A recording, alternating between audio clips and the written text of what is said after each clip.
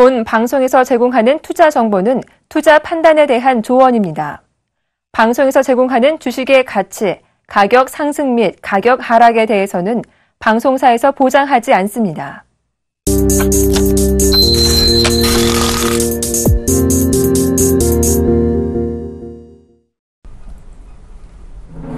네, 안녕하세요. 출발증시와이드 2부로 다시 인사드립니다. 최예린입니다. 마침내 코스피가 종가상 2100을 뚫어냈죠. 2100뿐만이 아니라 2110선까지 돌파를 시킨 게 바로 전일장 마감가였는데요. 외국인들의 폭풍 매수가 뒷받침됐기 때문에 이런 결과는 가능했습니다. 어제 장마감 동시호가에서만 1000억, 그리고 도합 현물에서만 거의 4000억 가까이 되는 순매수. 지난 4거래일간 현물을 사준 금액이 1조 1000억에 달하고 있습니다. 외국인들이 사면 주가는 갈 수밖에 없는 구조라는 걸 다시 한번 여실히 보여줬는데요. 어제 코스닥은 잠깐 쉬어갔지만 그에 앞선 어마어마한 랠리를 역시 감안하지 않을 수 없습니다. 밸류에이션 고점 논란이 한창인 가운데 실적이 이제 속속 드러나겠지요. 어제 업종별 순환매가 마지막 사이클을 돈 그런 느낌이 들었습니다. 그간 소외되고 또 소외됐던 은행과 보험주에, 그리고 자동차주의 매기가 들어가면서 그간 주도주 역할을 했었던 증권, 화학, 그리고 화장품, 제약 쪽에는 매물이 소폭 출회가 됐었는데요. 하지만 어제 상승률 상위에 올려졌던 그런 섹터들의 주도주로서의 변모 가능성은 낮다는 것이 전문가들의 평가입니다. 2100 시대, 우리는 과연 포트폴리오의 비중을 어떻게 재정비하면서 가야 수익을 극대화시킬 수 있을까요? 해답 드리겠습니다. 출발증시와이드 2부 시작합니다. 네, 오늘 장중에 중국의 1분기 GDP 성장률도 공개가 될 예정인 가운데 개장을 앞두고 있습니다. 오늘 장 전망과 출발 상황 분석에 도움 말씀 주실 두 분의 전문가부터 소개해드릴게요. 스타인베스트의 윤동식 대표님, 샘플러스 황민혁 멘토님 모셔보겠습니다. 안녕하세요. 안녕하세요. 네, 자, 간밤에 글로벌 증시는 좀 조용한 모습이었는데 오히려 장중에 나올 중국의 1분기 GDP 성장률에 관심이 쏠리고 있습니다. 개장 전 체크포인트 간단하게 얘기 들어보죠. 먼저 윤 대표님. 예, 장전에 좀 보셔야 될 게 여러 가지가 있을 것 같은데, 전일 좀 유가가 상승을 했죠. 그래가지고 미국 같은 경우는 다우존스가 좀 상승을 했었는데, 에너지주 관련된 기업들이 상승함과 동시에 전체적으로 다우존스를 좀 이끌었다고 보시면 될 것 같고요. 전일 인텔의 실적 발표가 있었는데 여지없이 좀 안 좋게 나와가지고 0.75% 정도 하락 정도 했는데, 그거에 발맞추어가지고 기술주 중심은 좀 하락을 하지 않았는가라고 생각을 하고 있는데, 어제 같은 경우는 우리나라 증시에서 은행주들이 가파르게 올랐습니다. 어제 같은 경우는 은행주, 보험주, 자동차주, 그동안 소외됐던 업종들이죠. 이런 섹터들이 전형적으로 많이 올랐었는데, 이제는 조금 은행주에 대해서 관심을 한번 가져보셔야 될 시점이 오지 않나라고 생각을 하고 있고요. 제가 생각하기에는 2분기 정도에는 이제 한국은행에서 기준금리를 어느 정도 인하를 한번 할 거라는 시사가 있기 때문에 그때가 바닥이지 않겠는가라고 생각을 했었는데, 지금 같은 경우에는 우리나라 CDS 프리미엄이 48까지 떨어져 있는 상황이죠. 그렇다 보니 해외에서 자금 조달을 할 가능성이 쉽게 낮은 금리의 자금 조달을 할 가능성이 더욱더 점차 높아지고 있고요. 주식 투자라는 건 매우 간단한 것 같습니다. 미국 옛날에 반도체 시장이죠. 반도체 시장에서 마이크로 테크놀로지가 주가가 올랐는데도 불구하고 SK 하이닉스가 안 올랐었죠. 네. 근데 마이크로 테크놀로지가 다 오른 다음에 SK 하이닉스가 차선주로 이렇게 투자가 돼가지고 많이 올랐었는데, 그렇듯이 미국 증시에서 최근 은행주들이 가파르게 오르기 때문에 우리나라 증시에서도 은행주들의 지속적인 관심, 이런 것 좀 눈여겨보시는 게 오늘 장의 중요한 포인트 아닌가라고 정리를 해드리겠습니다. 네, 어제 소외됐던, 그렇지만 그래서 매기가 들어왔던 은행주에 관심을 좀 더 가져도 좋겠다라는 얘기 나왔는데요. 이번엔 황 멘토님.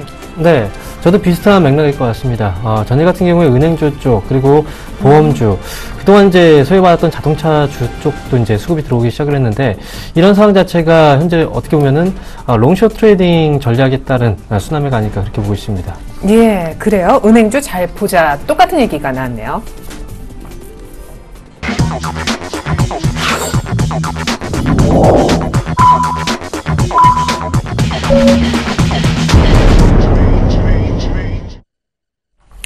네, 드디어 4월 15일 우리 장 열렸습니다. 어제 종가상 2110선도 넘겼던 우리 장이었는데 오늘 또 추가 상승하면서 출발을 하는 것 같네요. 외환 시장 분위기까지 간략하게 개장 상황부터 알아보겠습니다. 윤 대표님. 예, 외환 시장부터 좀 놓고 보겠습니다. 네. 전체적으로 장이 오늘 같은 경우는 거래소 시장 같은 경우는 2114포인트에서 좀 시작을 하고 있고요. 2114.56포인트에서 시작을 하고 있고, 플러스 3% 정도 상승한 뭐 그런 모습을 보이고 있는 상황으로 판단되고 있고요. 코스닥 지수 같은 경우는 689.66포인트에서 장을 시작하고 있는 것 같습니다. 네. 전일 뭐 재미난 뉴스가 많이 나왔죠. 워렌 버핏, 버크셔웨이 쪽에서 난 아직도 포스코 주식 갖고 있다.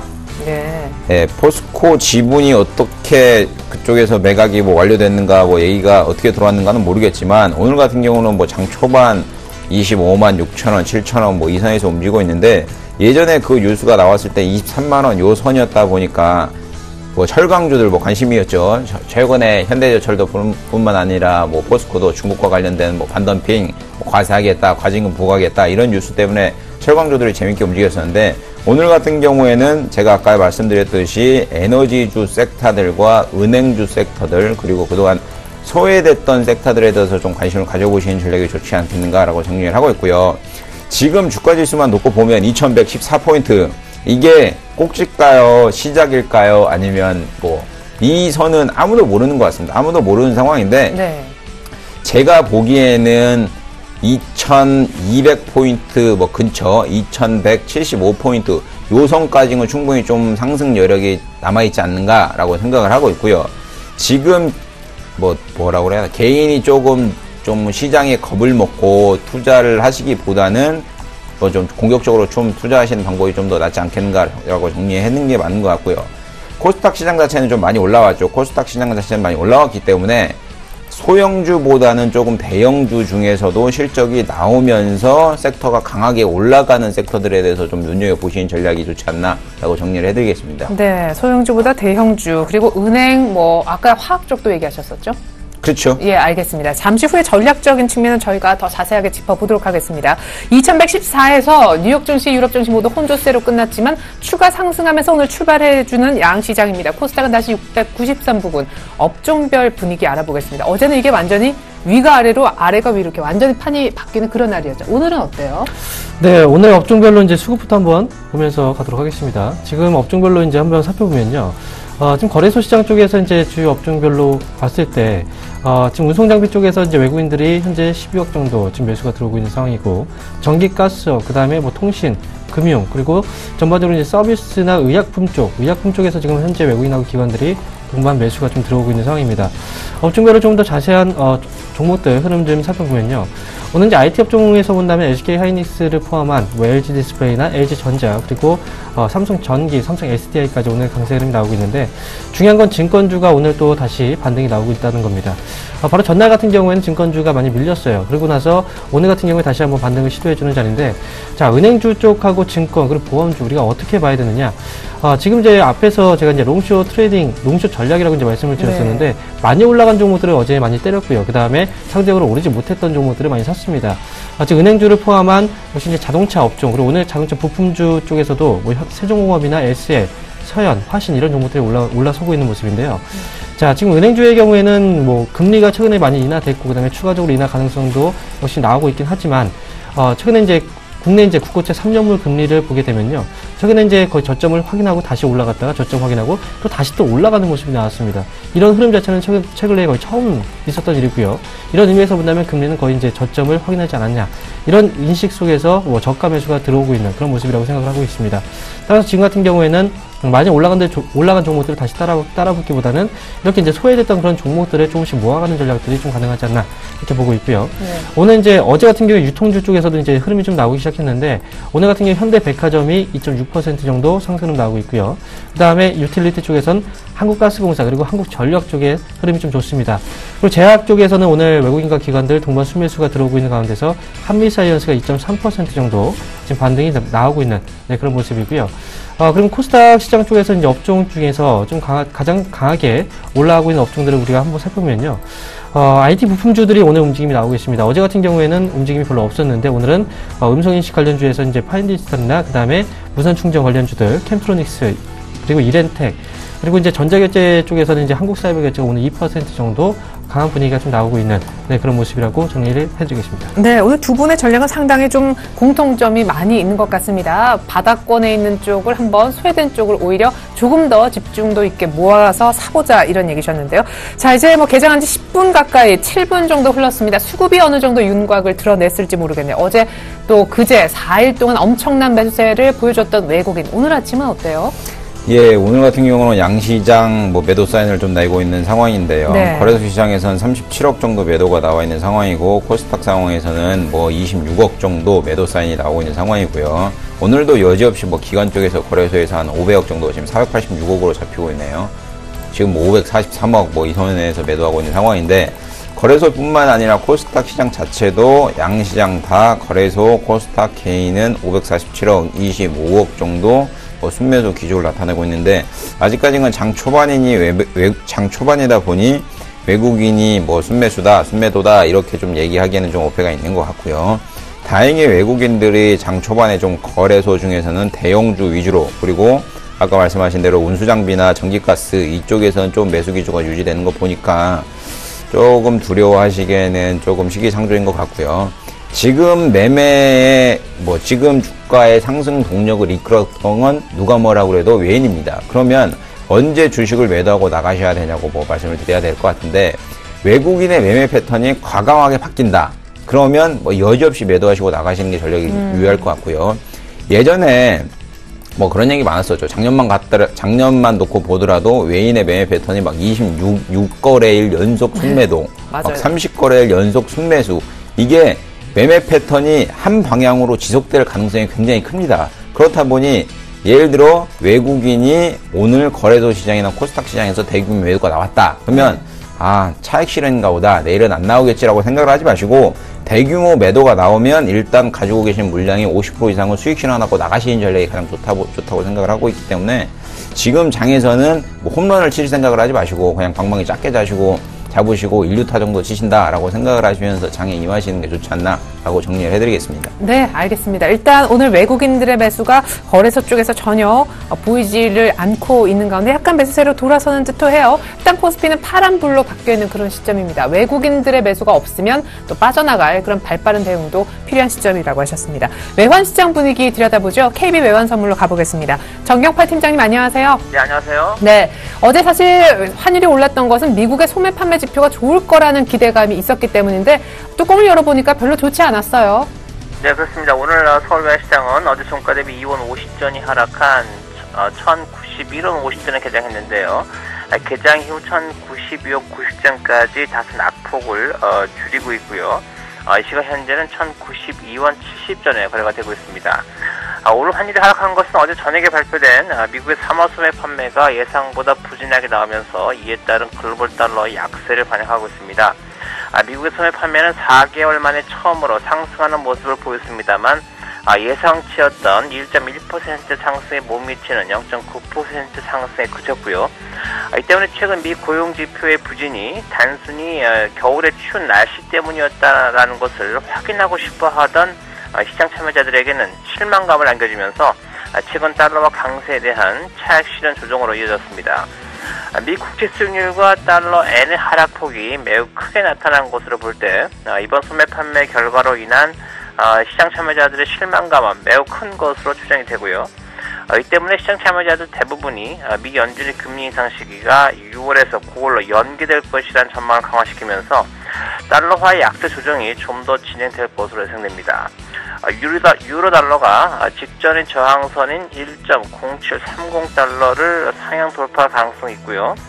달러 엔의 경우는 118엔대 중반 수준까지 하락할 가능성을 열어두고 있습니다.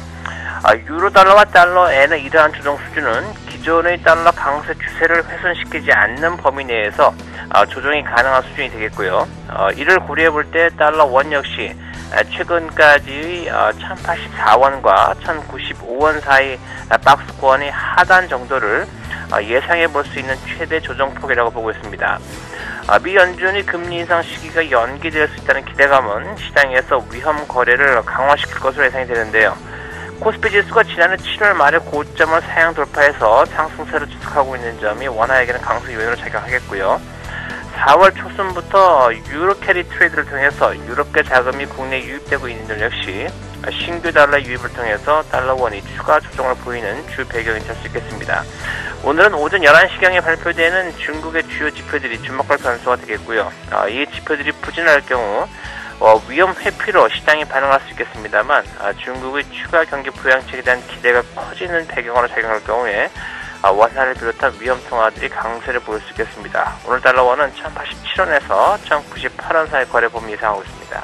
네, 지금 달러 강세가 다시금 주춤해지긴 했지만 일단 강세 추세를 훼손시킨 범위는 아니었다라시면서 오늘 나올 중국의 지표 그리고 그 뒤에 리액션에 따라서 원달러 환율은 의외로 하락할 수 있다고 지적해 주셨습니다. 잘 들었습니다. 감사합니다.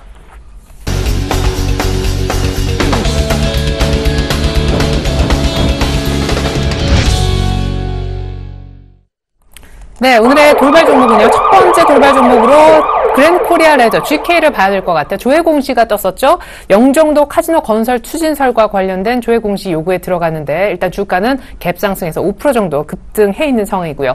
아시아나 항공은 안타깝게도 소식 들으셨을 겁니다. 일본 히로시마 그쪽 공항에서 활주로 이탈 사고가 나서 승객 한 20명 정도가 부상을 입었다고 하는데 당연히 주가에는 안 좋은 뉴스가 되겠습니다. 이 부분 누가 짚어주실 건가요? 네, 제가 말씀드리도록 하겠습니다. 먼저 아시아나항공부터 보도록 할게요. 예. 아시아나항공이 지금 이제 공시가 나왔는데, 전날 일본에서 발생한 착륙 사고 소식, 이게 지금 현재 주가 하락으로 지금 이어지고 있는 상황입니다. 아시아나항공과 이제 뭐 대한항공, 역시 이제 항공사들은 이제 이 사고들이 사실 주가에 또 방향성이 결정되는 하나의 변수로 좀 작용을 하고 있는데, 오늘 같은 경우에도 역시 이제 이런 소식 자체가 아시아나항공의 투자 심리 악화로 또 이어지고 있는 상황입니다. 아시아나항공 주가 잠깐 흐름을 좀 보면서 말씀을 좀 드리면요.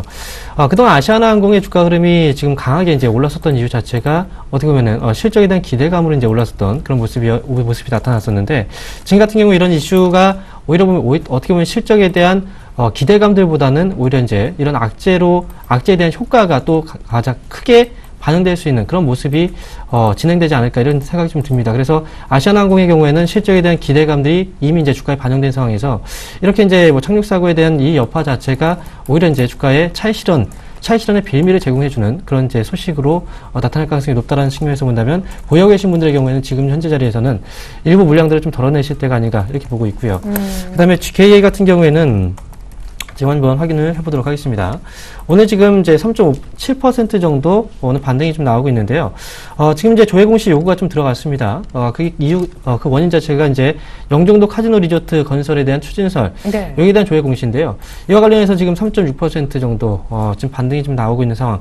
지금 이제 이게 조회에 대한 이제 공시가 지금 들어간 상황이기 때문에 아직 내용 자체에 대해서 확실하게 답변이 나온 게 없습니다. 네. 그래서 답변을 좀 기다려봐야 되는 상황이고요.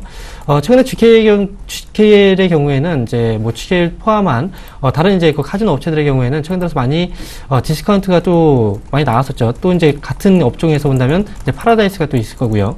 그래서 이제 뭐 GKL이나 파라다이스의 경우에는 그동안 이 기업의 이제 단기 이런 이슈에 대한 그런 영향들보다는요, 사실 디스카운트에 대한 초점을 좀 맞출 필요가 있어요. 그러니까 중국 쪽에서 어찌 보면은 이제 GKL과 이제 파라다이스 이 한국 쪽의 카지노 업체들에 대해서 좀 약간의 또 이제 규제를 좀 가한다는 그 얘기가 좀 나왔었고요. 이게 이제 결국은 실적 저하로 이어지지 않을까 이런 두려움이 또 반영이 됐었습니다. 하지만 뭐 카지노 업체 같은 경우에 수익성 자체가 이제 뭐 중국 쪽에도 분명히 이제 영향이 좀 있겠지만 해외 쪽에서 본다면 또 일본 쪽에 대한 또 매출도 역시 이제 무시할 수는 없습니다. 그리고 실질적으로 매출이 완벽하게 감소했다라는 확증한 증거 자체가 지금 없는 상황이기 때문에 GK의 지금 현재 자리에서는 이런 이제 갭상승한 구간에서는 조회 공시 요구가 나왔긴 하지만 지금 밀리고 있다는 것 자체가 아직까지는 원인 규명에 대해서는 좀 불확실하다 이런 의미에서 지금 받아들여지는 것 같습니다. 그래서 지금 자리에서는 따라붙을 자리는 분명히 아니라고 생각하고요. GK를 말고 이제 어떻게 보면 파라다이스 있죠.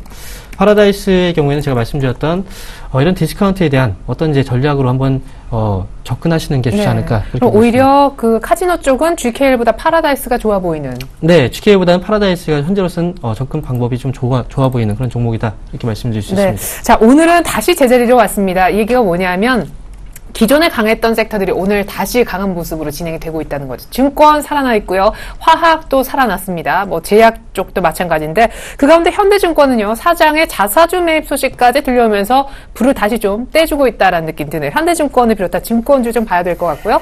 파인디지털도 절대 저평가돼 있다 분석 속에 급등하고 있습니다. 이렇게 지수가 많이 올라오니까 저PR주, 저평가주 찾느라 다들 혈안이 돼 있는데 그 주인공이 또 파인디지털로 꼽아진 것 같네요. 일단 현대증권 증권주 한번 보죠. 예, 증권주 많이 올라가죠. 최근에 7,000원, 8,000원, 뭐 언제죠? 이게 3월 초 뭐 요때 가격 대비해서 지금 같은 경우는 400원 오른 11,800원, 오늘 고가 12,250원, 대략적으로만 봐도 한 60%, 70% 정도 올라와 있는 상황인데, 증권주 많이 올라가고 있습니다. 지금 제가 재무제표를 잠깐 좀 띄워드리겠는데, 증권주들이 지속적으로 영업 적자를 냈었죠. 2013년도 현대증권 같은 경우도 225억 적자, 한 12년도에 225억 적자, 13년도에 738억 적자, 근데 14년도에 397억 흑자 전환, 15년도에 1662억 흑자 전환. 참, 제조업이죠. 쉽게 말해서 제조업 중심으로도 적자 기조를 유지했던 기업들이 흑자로 돌아설 경우에 주가의 반등은 가장 가파르게 움직이고 있습니다. 근데 최근 들어가지고 증권주들이 많이 올라가죠. 대형 증권사들 뿐만 아니라 중소형 증권사들도 흑자 전환할 것이라는 기대감 때문에 주가가 많이 올라가고 있는 상황인데, 어제 같은 경우는 좀 안 좋은 얘기가 돌았었는데 그것을 반영하듯이 주가가 좀 밀려있는 상황이고요. 주가라는 거는 간단한 것 같습니다. 참 자기가 가지고 있는 종목 같은 경우가 네. 악재가 아예 없고 100% 호재만, 100가지 호재만 있었으면 하는 바람이 있을 건데 네. 결국은 시장을 놓고 보면 종목 자체에는 단점이 있고 장점이 있을 수밖에 없습니다. 그렇듯이 악재가 있고 호재가 있을 수밖에 없는 상황인데 시장에서 악재보다는 호재를 잘 반영을 하면 주가가 올라가는 상황이고요. 똑같은 상황에서도 악재가 더 부각되면 주가는 당연히 내려갈 수밖에 없는 상황인데 네. 지금 증권주 같은 경우는 어떻게 보면 악재보다는 오히려 호재를 좀 더 반영하고 있는 모습이 아닌가라고 생각을 하고 있고 네. 저는 그렇게 생각합니다. 개인이 지금 들어와서 신규로 증권주를 추가 매입을 하겠다. 이거는 조금 리스크가 큰 투자가 되지 않겠는가라고 생각을 하고 있기 때문에 신규로 추가 매수하시는 분들에 대해서는 좀 보수적인 전략을 취해드리겠고요. 기존에 보유하고 계신 분들이라면 증권주 최근에 갭으로 떠서 가파르게 움직이고 있습니다. 이런 종목에 대해서는 뭐 장중이죠. 장중에 3일선이 이탈되지 않는 한은 꾸준히 가져가시면서 수익 실현 많으시고 뭐 수익을 만끽하는 장세가 좋지 않겠는가라고 정리를 해드리겠습니다. 네, 어제 사실 뭐 5일선을 깬 종목은 없었었는데 증권주가 사실 5일선에 살짝 맞닿으면서 2,100도 왔고 약간 차익 실현하자 얘기도 있었었거든요. 그러니까 너무 많이 주가가 올라오다 보니 네. 뭐 기회만 되면 차익 실현하려는 세력들이 많이 있겠죠. 네. 근데 증시가 제가 아까 장 초반에서 말씀드렸듯이 향후에 2200포인트까지는 갈지 여기가 끝일지 이제 시작일지에 대해서는 아무도 뭐 모르는 상황이라고 네네. 판단되고 있기 때문에 네. 제가 누차 말씀드렸듯이 결국은 달러 강세에 힘입어 미국의 종목들, 미국에 상장된 기업들의 종목들은 실적은 부진할 수밖에 없습니다. 네. 부진하게 계속 뭐 알코아도 그렇고 인텔도 그렇고 부진하게 계속 나와 있는 상황이고요. 근데 반대로 달러가 강세에 힘입어 원화가 약세가 되면 우리나라 수출주들은 뭐 강력하게 상승 동력을 이끌 수밖에 없기 때문에 네. 그런 걸 여러 가지 좀 이끌어 보면 결국은 우리나라 증시 종목들이 좀 가지 않겠는가라고 정리를 해드리겠습니다. 네, 자 증권주를 계속 엉덩이 무겁게 물량 쥐고 계신 분들 축하를 드리겠습니다. 파인디지털 볼까요? 예, 파인디지털 같은 경우도 저평가 메리트 부각돼가지고 오늘 같은 경우도 뭐 12.21% 오른 8,000원, 8,100원 뭐 요선에서 계속 오르고 있는 상황인데 네. 최근 들어서 저평가 메리트가 부각되는 기업들이 많이 오르고 있습니다. 맞아요. 그러니까 이게 트렌드 투자라고 생각을 하시면 될 것 같아요. 그러니까 어느 시점에서는 뭐 고PER, 뭐 PER이 100, 200 이런 기업들이 뛰는 상황이 있는 거고 맞아요. 그리고 어느 시점에서는 뭐 PBR이 0.5, 1 미만인 이런 기업들, 뭐 전형적인 뭐 자산가치주가 됐건 아니면 현금성 자산이 많은 기업이 됐건 지금 파인디지털 같은 경우도 매년 순현금이 계속적으로 증가된다. 2008년도에 47억 정도였던 게 2014년도에 들어서는 624억으로 매년 80억에서 100억 정도 증가된다. 이 금액이 이제 시가총액의 10%에서 13% 정도 뭐 차지하고 있다라는 뭐 에비타도 그렇고 뭐 많이 있죠, 지표들이. 네. 이런 뉴스이기 때문에 주가가 많이 올라오고 있는데 전형적인 뭐 트렌드 투자라고 보시면 될 것 같습니다. 트렌드 투자라고 보시면 될 것 같고, 어느 시점에 대해서는 아까 말씀드린 대로 뭐 부동산 가치가 많이, 최근 들어서 뭐 사조 산업 같은 경우도 뭐 급등을 하고 있는 상황이죠. 네네. 최근 뭐 과거만 놓고 보더라도 25,000원 뭐 이 상황이었는데, 어제 같은 경우도 상한가, 10만 그제 같은 원. 경우도 상한가.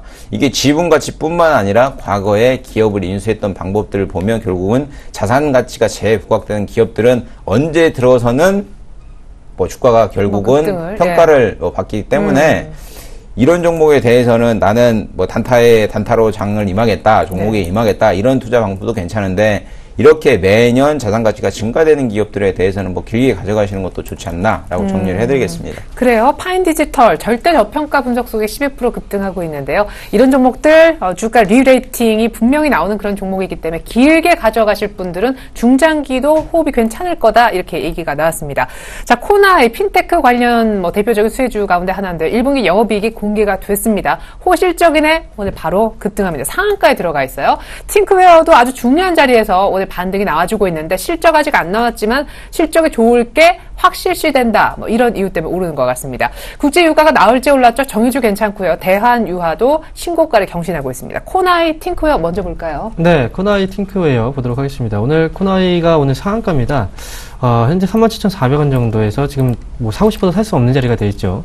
결국 이제 코나이의 경우에는 이제 실적에 대한 호실적을 발표하면서 실적 기대감, 그리고 이제 앞으로 성장에 대한 기대감이 지금 반영이 되면서 주가가 올라갔다, 이렇게 볼 수가 있는데, 사실 코나이라는 기업은 이제 IC 카드 칩을 또 만드는 회사입니다. 물론 이제 핀테크 쪽에서에 대한 이슈 부각도 지금 되고 있긴 하지만, 중요한 건 이제 IC 카드 칩을 만드는 업체의 경우에는 이제 또 코나이가 그동안 우려감은 분명히 있었습니다.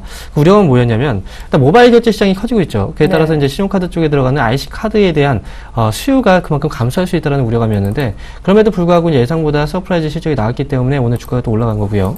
하지만 이제 결국은 지금 모바일 결제 시장은 커지고 있는 거 분명히 눈에 보이고 있는 상황이고요. 그런 가운데서 코나이가 이번에 호실적을 발표했지만 과연 꾸준하게 그 이후에 계속 성장할 수 있을지에 대해서는 지금 현재 시점에서는 좀 심각하게 한번 생각을 해봐야 되는 자리가 아닌가, 그렇게 생각이 들고요. 따라서 코나이의 경우에는 지금 보유자의 영역일 뿐이죠. 그리고 신규로 접근할 분들 역시도 이제 지금 현재 자리에서는 접근이 좀 불가한 자리이기 때문에, 일단 코나이는 앞으로 성장성에 대해서는 확인이 좀 필요한 그런 기업이다라고 말씀을 드리도록 하겠습니다. 네. 자, 그리고 다음에 종목들 중에서 팅크웨어가 있죠. 팅크웨어를 보도록 하겠습니다.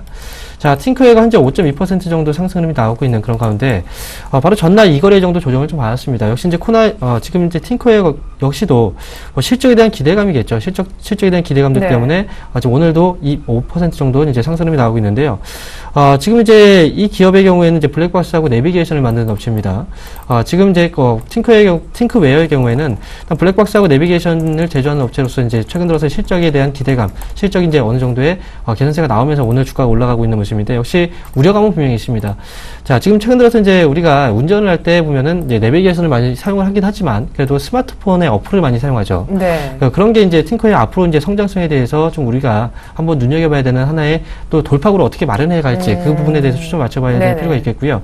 오늘 이제 실적에 대한 기대감 때문에 올라왔다, 이거에 대해서 이제 따라붙을 필요는 분명히 없다라고 저는 생각을 합니다. 그래서 앞으로 성장성에 대해서 조금 더 우리가 관찰할 필요가 있다라고 정리를 해드리도록 하겠습니다. 맞아. 사실 어제 이틀째 밀릴 때도 어제 거래가 꽤나 많이 실린 그런 모습이네요. 유가와 관련해 정유주 한번 보죠. 확실히 화학주가 기존 주도주 가운데 중요한 축이면은 틀림없는 것 같아요. 네, 맞습니다. 지금 이제 그 전에도 이제 유가가 어느 정도의 저점을 확인하고 반등이 나올 것이다라고 이제 한번 정리를 해드리기도 했었는데, 오늘 같은 경우에도 이제 바로 전날이었죠. WTI 기준으로 했을 때 배럴당 53.29달러, 그래서 2.6% 정도 반등이 나왔습니다. 네네. 물론 이제 강한 반등이 아니었고요. 어쨌든 우리가 이제 바로 몇 개월 전만 해도 WTI가 배럴당 40달러를 깨지 않을까라는 걱정을 했었는데, 결국은 50달러 안에서 위에서 지금 안착을 해주고 있는 단계입니다.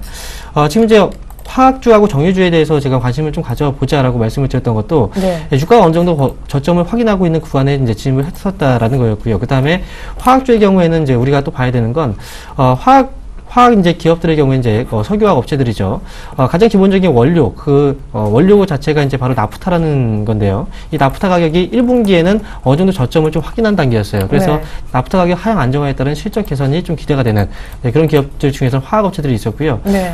전통적으로 화학 업체들 같은 경우 3분기가 또 실적이 좀 좋아지는 그런 업체, 그런 이제 성수기라고 볼 수 있지만. 그럼 갖고 계신 분들은 좀 쭉 갖고 가셔도 될 것 같아요. 네, 지금 같은 경우에 화학업종의 경우에는 그만큼 많이 이제 디스카운트가 또 돼 있고, 그 다음에 네. 실적에 대한 기대감들도 조금씩 눈높이가 좀 올라가고 있는 단계이기 때문에 화학주들은 지금부터 관심이 좀 필요합니다. 그리고 정유주의 경우에는 단계 유가가 빠르게 올라가는 그런 수준은 아니기 때문에 정유주의 경우 지금 바로 이제 접근을 해서 바로 수익을 낸다라기보다는 네. 조금 더 긴 시각을 가지고 이제 여유 있게 좀 보실 필요가 분명히 있겠다 이렇게 말씀을 드리도록 하겠습니다. 네, 그래요. 한 달을 쉬던 LG화학이 오늘까지 오르면서 지금 이달 들어서만 거의 한 30% 오르고 있으니까 화학 쪽도 참 무섭네요. 자, 이번에는 알톤 스포츠 얘기를 좀 할까요? 사상 최대 실적이 나온 건 아니지만 사상 최대 실적 전망 때문에 오늘 급등하고요. 모나리자는 저희가 이 시간에 여러 차례 언급이 됐었습니다. 중국 직구조기, 유아용 기조기 등등 관심이 많다. 패션뿐만이 아니다. 사흘째 상승합니다. 슈피겐 코리아 역시 이 자리에서 한 4-5번 얘기가 나왔는데 계속해서 신고가 흐름이 나오고 있습니다. 자, 알톤 스포츠부터 살펴주시죠. 예. 고가 자전거 알톤 스포츠 많이 올라가네요. 오늘 같은 경우도 지금 500원 오른 13,050원. 예. 자, 시청자들에게 제가 묻고 싶습니다. 우리나라 자전거 산업 기술력 있나요? 분명히 있다고 말씀드리는 사람은, 말씀하시는 사람은 별로 없을 거예요. 결국은 중국에서 갖고 온 제품을 우리나라는 결국은 조립하는 수준밖에 안 됩니다. 현실적으로 보면. 네. 제가 연애 요런 거는 양다리를 신하는데 종목에 대해서는 양다리가 굉장히 좋아요. 왜 그러냐면 네. 제가 자전거 중에 탑픽으로 항상 꼽아드린 게 뭐냐면 참좋은 레저예요. 아, 네. 이게 뭐냐면 자전거 산업뿐만 아니라 결국은 무엇도 하냐? 여행과 관련된 다이렉트 여행 산업을 합니다. 네. 그러면 매출에 지금은 한 12% 정도 될 거예요. 12% 정도가 다이렉트 산업, 다이렉트 여행 산업 플러스 그리고 자전거 산업이 연계돼 있으니 결국은 두 가지가 다 성장을 할 수밖에 없기 때문에 만약에 자전거 산업이 죽는다, 기술력이 없다, 그러면 결국은 예전에 그런 거랑 비슷하죠. 2003년도, 2년도 이럴 때는 자동차 보험도 다이렉트가 나왔을 때 MS가 3%밖에 안 됐습니다. 근데 지금 같은 경우는 30%가 넘어가죠. 네네네. 결국은 여행 같은 경우도 다이렉트 여행이 증가될 수밖에 없기 때문에 만약에 자전거 산업에서 좀 하향의 추세가 나온다고 하면 이쪽에서 이렇게 상쇄가 되기 때문에 사업이 약간 다각화된 그런 기업을 좋아하시는군요. 그렇죠. 예. 그래야지 모멘텀도 여러 가지를 받을 수 있는 상황. 안정적일 수 있으니까. 그렇죠. 예. 그렇다 보니 쉽게 얘기를 드리면 제조업 중에서는 리노공업 이런 기업이 좋은 게 네. 부품 생산하는 것만 몇만 가지고 그리고 납품하는 기업만 넣고 보더라도 300개가 넘습니다. 그러니까 어느 예를 들어 삼성이 됐건 LG가 됐건 LG전자가 됐건 한 기업이 망한다고 그래가지고 제품 무전도가 그쪽에 다 돼 있으면 같이 연쇄부도가 나는 상황인데 그런 상황이 아니다 보니 결국은 자전거 중에서는 탑픽은 참좋은 레저가 아닌가라고 누차 몇 년 동안 방송에서 말씀을 드리고 있는 상황이고 알톤 스포츠보다 예. 그리고 자전거 관련주가 결국은 봄이 되면 뛸 수밖에 없습니다. 네. 그리고 황사 시즌이 오면 황사 마스크 관련된 엘크론이나 이런 종목들이 뛸 수밖에 없는 상황이다 보니 참좋은 레저는 지금 약간 비싸 보여요. 괜찮은가요? 지금 들어가니 좀 어폐가 있고요. 솔직히 말씀드리면 삼천리가 대주주로 갖고 있는 상황인데 제가 누차 말씀드렸듯이 기술력이 있냐 없냐에 따라서 조금 기업들이 좀 생각을 한번 해보셔야 되는 상황인 것 같고 참좋은 레저 같은 경우는 거래량이 워낙 없는 종목이다 보니 아까 말씀드린 대로 알톤 스포츠가 튀었으면 결국은 자전거 관련된 고가 자전거가 됐건 저가 자전거가 됐건 삼천리 자전거뿐만 아니라 참좋은 레저, 알톤 스포츠 다 같이 태야 되는 상황인데 지금 같은 경우는 알톤 스포츠는 3.5 몇 프로 뛰고 있는 상황이고 삼천리 자전거는 0.24 알톤 참좋은 레저 같은 경우는 0%대 보아 이런 상황이다 보니 제가 아까 말씀드렸듯이 이런 투자도 솔직히 말씀드려갖고 겨울에 자전거 타러 나가나요? 안 나가죠. 추워서 안 나가. 저도 안 나갑니다. 택시 타죠. 그렇다 보니 이런 봄 시즌, 핫 시즌에 맞춰가지고 투자를 하는 패턴이 분명히 있어야 됩니다. 여름이 되면 통닭과 관련된 맥주와 관련된 기업들이 뜨는 것처럼 봄이 되면 이런 모멘텀을 가지고 뜨는 기업이 분명히 있다 보니 자, 그러면 정리를 하면 자전거 중에 기술력을 보면은 포트폴리오도 분산돼 있고 참 좋은 레저가 좋은데 일단 비싸다라는 얘기시고 그죠? 알톤 스포츠보다는 기술력도 참 좋은 레저 쪽이 더 좋은데 어떻게 지금 자전거 쪽은 참 좋은 레저 갖고 계신 분들만 좀 쭉 보는 게 나을까요? 아니죠. 그건 또 아닌 것 같아요. 네, 그러면 결론을 좀 부탁드립니다. 예. 결국은 자전거주들이 이번에 뭐 봄 시즌이 됐건 여름 시즌이 됐건 기술적 반등이 나와서 주가가 올라간다고 하면 네. 모멘텀이 살아있는 한은 종목을 꾸준히 가져가시는 전략이 좋지 않나라고 뭐 짧게 정리를 해드리겠습니다. 네, 결론이 있었네요. 네, 모나리자 보죠. 모나리자 오늘도 급등하고 있네요. 뭐 8%, 뭐 많이 오른 5,500원 요 상에서 올라가고 있는 상황인데. 네, 2배 됐어요 지금. 그렇죠. 3월 말, 뭐 3월 11일 요때 2,800원 뭐 요때였는데 지금 5,500원 요 선까지 올라가는 거 보면 저는 좀 안 좋게 봐요. 왜 그러냐면 중국과 관련된 이름만 붙이면 무조건 날아갑니다. 네. 예, 작년이었죠. 작년에 중국 원양 자원을 필두로 해가지고 그 이후에 뭐 화장품, 게임, 뭐 마스크팩, 뭐 기저귀 붙이기만 하면 날아가는데 네. 개인이 따라붙기 어렵지 않나라고 뭐 짧게 정리를 해드리는 게 맞는 것 같고요. 네. 마지막으로 슈피겐코리아인데 증시가 많이 올라가죠. 2100포인트, 2110 올라가고 있는데 유일하게 소외받은 종목이 뭐냐? 삼성전자죠. 좀 안타까운 것 같습니다. 이런 걸 보면 우리나라가 아직까지 증시 자체가 좀 뭐라고 그래야 되나? 조금 후진국스럽지 않나라고 생각을 하고 있는데 거래소 시장뿐만 아니라 시총 코스닥 다 합쳐가지고 삼성전자의 비중이 뭐 17% 가까이 됩니다. 시총만 놓고 보면. 그런데도 불구하고 지수가 많이 올라가는데 삼성전자는 안 올라간다. 뭐 좀 오패가 있는 상황이고요.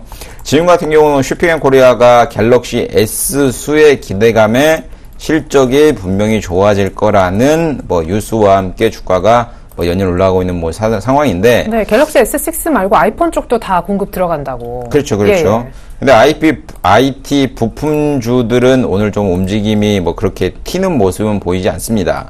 지금 뭐 파트론 같은 경우도 0.36, 뭐 이노칩 같은 경우도 뭐 플러스 0.29, 뭐 리노공 같은 경우도 마이너스 0.67, 뭐 이런 상황이다 보니 결국은 형이 가야지 부품주들은 가지 않겠는가라고 생각을 하고 있기 때문에 형이 언제쯤 달리느냐 이런 것들을 한번 눈여겨보시고요.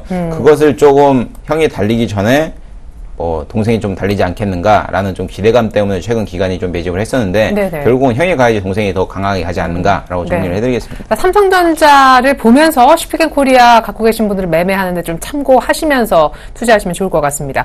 한미약품이 또 상한가를 치고 있네요. 이거 뭐 제약과 화장품은 끝까지 간다는 것을 보여주는 것 같은데요. 끝이 나야 정말 끝이 날 것 같습니다. 지금 29만 4,500원. 대단하네요. 아모레 퍼시픽도 살아났습니다. 진짜 주도주는 맞았는데 끝이 없네요. 네, 지금 한미약품이 지금 상한가에 또 안착을 했습니다. 예. 지금 이제 바이오시밀러 관련해서 이제 업체들이 지금 최근 들어서 주가가 좀 많이 좋은 흐름을 보였는데 한미약품 같은 경우에는 오늘 지금 상한가 좀 말이 좀 안 나옵니다. 네. 물론 이제 제가 이제 11월 달에 이제 강연회에서 이제 한미약품을 추천드렸던 적이 있었는데 네. 사실 이 정도의 밸류션까지 보진 않았거든요. 작년 12월 10만 원 할 때요. 11월입니다. 11월에. 네. 그런데 지금 너무 이제 많이 올라왔고요. 지금 자리에서는 이제 오버슈팅이라고 분명히 생각을 합니다. 그래서 지금 자리에서는 보유하고 계신 분들은 지금 현재 자리에서는 좀 정리하시는 게 분명히 좋을 것 같고 올라갔다고 해서 따라붙을 필요는 없습니다. 지금 상한가에서 계속 이제 물량들이 들어오는 거 보면. 근데 왜냐하면 정리했는데 오늘처럼 이렇게 상한가를 치니까요. 주도주를 정리해야 되나 뭐 이런 생각? 근데 우리가 기회비용이라는 게 있어요. 이걸 만약에 지금 현재 시점에서 팔았을 때 얻는 그 효익하고 그 다음에 팔지 않았을 때 주가가 밀렸을 때 그때 이제 받는 고통하고 따졌을 때 어느 게 더 큰지를 좀 판단할 필요가 있겠고요. 그런 의미에서 본다면 당연히 저는 전자를 선택을 할 필요가 있다라고 말씀을 드립니다. 그래서 아쉬워하지 마세요. 내 종목이 아니라고 생각하십시오. 지금 현재 자리에서 깔끔하게 정리하실 필요가 있습니다. 네, 팔자마자 다음날 바로 상한가 가면 참 좀 그렇긴 한데. 그렇죠. 근데 주식시장이 원래 그래요. 근데 안 팔고 나서 한가 가는 경우들이 더 많습니다. 오히려. 네, 그래서 그런 부분들을 좀 참고하십시오. 자, 그다음에 아모레 퍼시픽. 오늘 이제 2.1% 또 상승률이 나오고 있는데. 역시 이제 화장품 관련주들 최근 들어서 주가 흐름이 계속 좋아요. 뭐 음봉 이런 거는 금방금방 하루 만에 메워버리니까요. 네, 역시 이제 뭐 성장성 그리고 이제 중국 쪽 뭐 이런 기대감들이 계속 이제 지금 이 기업들 뭐 화장품 관련 기업들의 주가 흐름에 또 영향을 주고 있는 부분인데 사실 성장성으로 본다면 꾸준하게 성장할 수 있는 어떤 계기들은 마련되고 있다고 저는 생각을 합니다. 하지만 단기에 또 과열된 부분들도 없지 않기 때문에 어느 정도의 지금 현재 자리에서 분명 뭐 차익 실현을 지금 뭐 해야 된다 이렇게 말씀드릴 수는 없습니다. 그렇지만 이제 따라붙는 분들의 경우에는 지금 이렇게 양봉에서 화장품주는 양봉에서 붙기보다는 좀 밀렸을 때의 자리에서 좀 따라붙는 게 좋지 않을까 이렇게 생각이 들고요. 그래서 보유하고 계신 분들은 보유 관점 그리고 이제 만약에 신규로 접근하실 분들의 경우에는 지금 337만 원 정도 그 정도 자리에서 한번 눌림목 자리에서의 매수 접근이 좀 가능한 그런 기업이다. 이렇게 말씀을 드리도록 하겠습니다. 네, 마지막으로 전략 좀 여쭤보겠습니다. 오늘 시장은 2100선 굳히기에 나서는 그런 모습을 보여주고 있거든요. 그리고 주도주도 기존 주도주들이 굳히는 그런 모습을 보여주고는 있는데 그래도 두 분은 앞서서도 얘기하셨지만 어제 약간 소외됐었던 반등이 나왔던 그런 섹터를 조금 더 유의 깊게 보자. 어떻게 보면 개인한테는 반가운 얘기일 수도 있어요. 왜냐하면 이제 막 진입할 종목을 못 찾아서 하시는 분들은 반갑긴 할 텐데 과연 이쪽에서 수익이 날 건가. 일단 윤 대표님. 자, 좀 정리를 해드리겠습니다. 네. 증권주 가지고 계신 분들 신규로 신규로 들어가실 분들 들어갈 수 있겠어요? 못 들어가죠. 예. 증권주가 많이 오르기 때문에 그 후로 창투사 관련된 기업들이 많이 올라간다고 합니다. 근데 오늘 같은 경우는 에이티넘 인베스트 하한가입니다. 네. 우리기술 투자 5%, 재민이 투자 마이너스 4%. 결국은 지금 증권주들은 너무 많이 올라와 있어요. 그렇다 보니 신규로 매수하기는 좀 분명히 개인인 겁이 나 있는 상황이고요. 네. 그렇다 보니 제가 아까 말씀드린 대로 2분기 금리 인하 한번 하면 더 이상 금리 인하 안 하겠죠. 우리나라 이제 1.5가 되니까. 네. 그러면 그때쯤 돼서는 그동안 저평가 레이트가 부각이 되고 반등을 많이 못했던 소외 업종들에 대해서 다시 한번 기회가 나타나지 않겠는가라고 생각을 하고 있기 때문에 너무 막 증시가 오른다고 그래가지고 무섭게 따라갈 생각하지 마시고 그동안 실적이 반영되는데도 불구하고 뭘 오들은 업종들, 종목들에 대해서 좀 분할 매수 천천히 그냥 양반가지 천천히 그냥 매수하신다 생각하시는 게 좋지 않나라고 정리를 해드리겠습니다. 지금 화면 보면 어제 많이 올랐던 은행, 보험, 자동차도 있고 철강도 있네요. 예. 예. 다 일단 소외된 섹터를 이제 조금씩 부담 없이 사놓자 이런 비유신 거죠? 그러니까 자동차 같은 경우도 현대차 같은 경우는 PER 기준만 놓고 보더라도 5가 안 됩니다. 근데 전 세계 자동차 업황, 자동차 종목들 평균 PER이 9.7, 10 요래요. 네. 그러면 결국은 반절이잖아요. 네. 근데 안 가죠. 그렇죠. 네. 근데 실적을 오픈했는데 작년과 비슷하다. 그럼 결국은 가겠죠. 주가라는 예. 거는 실적과 동반돼서 제자리를 찾기 마련이다 보니 네네.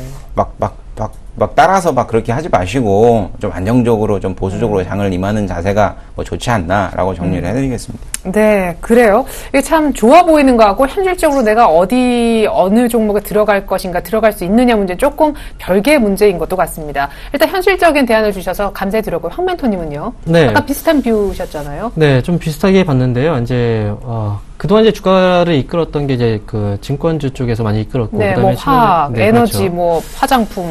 그런 이제 그 종목들이 있는데, 지금 어제 같은 경우에도 수급이 좀 많이 변화했어요. 그런 것처럼 이제 많이 올라간 종목들은 일부 이제 물량들이 좀 빠져나가고 있다라는 건 이제 어제 확인이 됐고, 그리고 이제 오늘 같은 경우에도 역시 좀 비슷한 흐름이 좀 나타나고 있는데. 그러면 이제 전문가시고 많이 매매를 하셨으니까 보통 이런 패턴이 있잖아요. 순환매가 어제 은행까지 다 들어가고 순환매 사이클이 한번 완성이 된 다음에 다시 기존 주도주가 치고 나올 경우 이 기존 주도주는 얼마나 갑니까?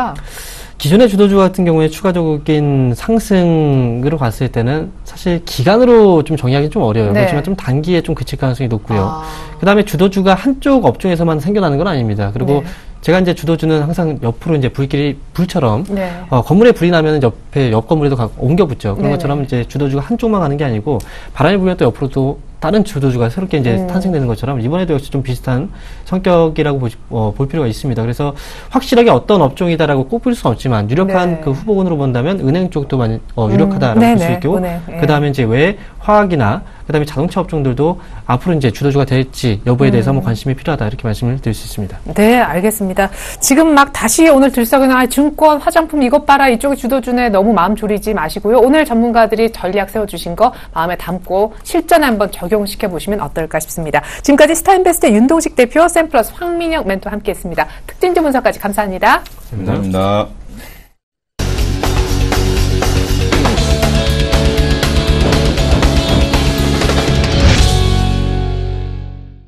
네, 외국인들이 현물에서 소폭만 사주고 선물 쪽은 매도로 돌아서는 그런 아침인데요. 파란불은 바뀌지 않았지만 2111선 여전히 지수대는 높습니다. 증권사의 투자 전략 모아봤습니다. 화면 보시죠.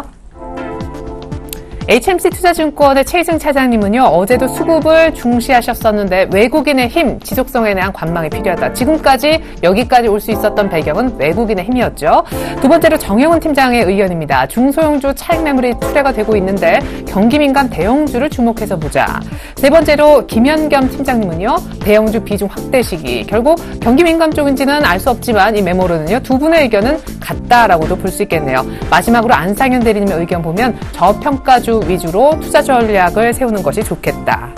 자, 오늘은 특별히 HMC 투자증권 서초지점으로 가겠습니다. 최희승 차장 연결해 자세한 얘기 더 들어보죠. 차장님 안녕하세요. 네, 안녕하십니까. 네, 수급이 중요한데 오늘은 약간 외국인도 좀 피곤한지 쉬는 그런 느낌입니다. 일단 지금까지 외국인들은 강력히 매수하지 않았습니까? 앞으로도 네. 외국인 수급이 중요하다 이렇게 보시는 거네요. 네, 그렇습니다. 지금 4월달, 3월달부터도 계속 그랬지만 올해 들어서 4조 원 이상 외국인들이 매수를 해주고 있는데 이번 주 들어서 매수폭이 상당히 좀 크게 늘어났습니다. 월요일부터 어제까지 이틀간 거래만 해도 대략 한 7천억 정도 순매수가 지금 들어왔는데 이런 그 외국인의 힘이 그동안에 이제 지수를 2100대까지 끌어올리는 그런 원동력이 됐다라고 보여지고요.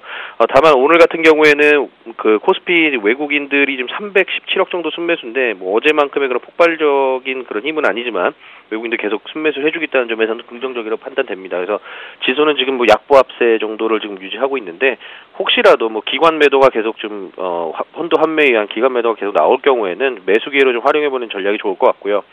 그리고 어제 그 코스닥이 이번 주 내내 그랬죠. 지난주 금요일부터 좀 조짐이 나왔었는데 유동성이 어느 정도 코스닥 시장에 그 한정돼 있는 상황에서 그 풍선 효과에 의해서 한쪽으로 쏠리다 보니까 다른 쪽에서는 당연히 이제 또 유동성이 빠져나가는 따라서 최근에 셀트리온하고 다음카카오 시총 그 상위 종목들이 쏠림이 좀 있다 보니까 다른 종목들이 좀 차익 실현이 나오는 그런 모습이 좀 보였습니다. 이런 부분들은 사실 지속적으로 이런 부분이 계속 나타날 경우에는 좀 주의가 좀 필요해 보이고요. 코스피 쪽 같은 경우에는 이제 중대형주 실적 체크 상당히 중요한데 보통 이제 대형주들은 이번 주에 1분기 실적이 나오고 이번 주부터 이제 4월 말까지 계속 나오고요. 또 코스닥 쪽 같은 경우에는 5월 달에 이제 실적이 좀 나오죠. 그래서 지금 대형주 쪽에서 이제 실적 체크 좀 집중해서 좀 봐야 될 것 같고 증권업종 계속해서 시장이 계속 좋아진다라고 하면은 증권업종에 대한 지속 상승은 계속 가능해 보입니다. 또 상반기 중에 빠르면 상반기 중에 또 추가적인 금리 인하가 또 있을 가능성도 있기 때문에 증권업종에 대한 지속적인 상승 여부도 계속해서 좀 체크해봐야 될 것 같습니다. 그리고 마지막으로 좀 말씀드리고 싶은 부분이 이렇게 지금 시장이 앞으로 더 급등을 해서 정말 2,500포인트 얘기가 지금 나오고 있는 상황인데 그게 버블이 될지 혹은 실제로 현실적으로 그게 가능한 일지에 대해서는 저도 잘 모르겠습니다만 어쨌든 기본적인 부분은 항상 좀 우리가 염두에 둬야 될 부분은 어제같이 코스닥 시장이 이제 급락 사실은 셀트리온하고 다음카카오가 아니었으면은 한 3% 정도 급락이 나왔었을 텐데 그런 급락 시에는 매수, 급등 시에는 매도한다는 그 전략으로 제가 그동안에 계속 개별주들 상승할 때마다 분할로 계속 차익 실현을 해서 현금 만들어 놓자라고 지난주에 굉장히 강조를 드렸었는데 어제 같은 날 그런 현금 뒀다가 뭐합니까? 사야죠. 그래서 급락 시에는 매수, 급등 시에는 매도 요것만 딱 기억하고 있으면 시장이 앞으로 어떻게 될지에 대한 예측은 그렇게 중요한 게 아닙니다. 예측해도 의미가 없는 것이고요. 보고서는 대응하는 발빠른 대응 전략이 오히려 좀 더 현실적이지 않나 이런 당부 말씀을 좀 드리고 싶습니다. 네, 예측보다는 대응이 정말로 중요시되는 구간인데 일단 빠졌을 때 조정 시에 사고 많이 올랐을 때 약간 현금화시키는 그런 기본에 충실한 매매가 필요하다 의견 들어봤습니다. HMC 투자증권 서초지점 최희승 차장과 함께했습니다. 차장님 감사합니다. 네, 감사합니다.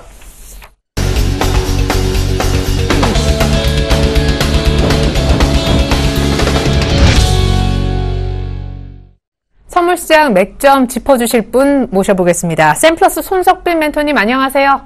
네, 안녕하세요. 네, 하는 사이에 2100, 2110까지 현물은 일단 왔고요. 코스피 200 지수 선물도 지금 266대까지 올라선 모습인데 맥점 짚어주시기에 앞서서 수급부터 살펴주시죠. 일단 수급 말씀드리도록 하겠습니다. 개인 현물 711억 순매수 중이고 외국인 375억 순매수 중입니다. 기간 1099억 순매도 중이고 선물 물량 살펴보겠습니다. 개인 1099계약 순매수, 외국인 1325계약 순매도, 기간 177계약 순매수 중이고 옵션은 개인 콜옵션 5438계약 순매수, 풋옵션 4596계약 순매수 중입니다. 외국인 콜옵션 442계약 순매도, 풋옵션 439계약 순매도 중이고 기관 콜옵션 5011계약 순매도, 풋옵션 3880계약 순매도 중인데 지금 수급적으로 보면은 개인과 외국인은 현물 매수세를 지금 유지하고 있고 기관만 지금 현물 매도세를 유지하고 있고 선물 같은 경우에는 개인은 모든 포지션에서 지금 다 상방을 열어놓은 상태고 외국인 같은 경우에는 기존 계속된 상승에 대한 부담감으로 선물은 매도 방향을 좀 잡고 있는 상황입니다. 기관 같은 경우는 선물 매도한 이후에 가격을 좀 변동폭을 축소시키는 포지션을 지금 취하고 있고, 오늘 일단 주요 거래 전략 말씀드리도록 하겠습니다. 자, 상승 1차 저항선이 267, 2차 저항선이 268, 3차 저항선이 270까지 형성이 되어 있습니다. 하단 1차 지지선이 265, 하단 2차 지지선이 262에 형성이 되어 있는데, 일단 드디어 종합주가지수가 2100을 돌파했고 약 3년 반 만에 박스권 돌파라 시장에 굉장히 큰 의미가 있다고 봅니다.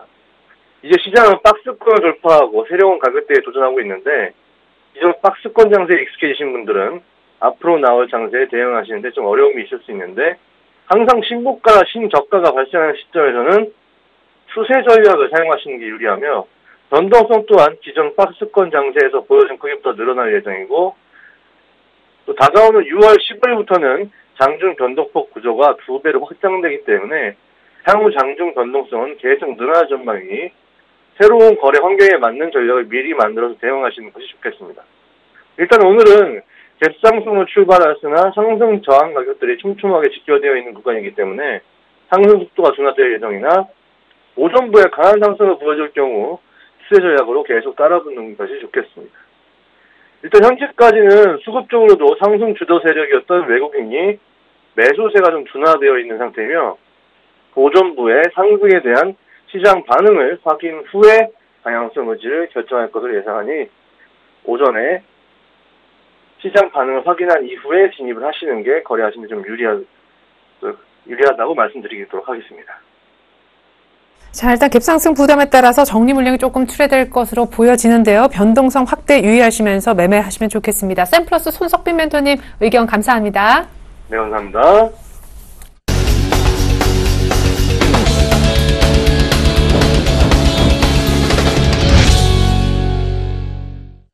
네, 2100선 돌파 후에 오늘은 조금 쉬어가는 것 같아요. 외국인도 땀을 휴 닦는 그런 정도의 매수세를 현물 쪽에서만 약하게 보여주고 있습니다. 코스피는 그래도 파란불 2111.58, 어제 종가 대비 0.1포인트 정도만 하락하고 있고요. 코스닥은 잠깐 어제 쉬었죠? 690선 재도전을 일단 지금 장중에는 성공해주고 있습니다. 기존 주도주가 역시 오늘도 또다시 잘 가고 있는데, 구관이 명관일까요? 아니면 어제 소외됐던 종목들의 반등을 추가적으로 더 노려보면서 2100 시대 안정적인 투자를 하는 것이 좋을까요? 종목 고르기 힘드시죠? 제가 11시부터 시작되는 증시 탑5 시간에 종목 5가지 추려드릴 거고, 그 가운데 지금 살 수 있는 종목 딱 한 가지 탑픽주로 제시를 할 예정이니까 11시에 다시 뵙는 걸로 하겠습니다. 이상으로 출발 증시 와이드는 마치겠습니다. 고맙습니다.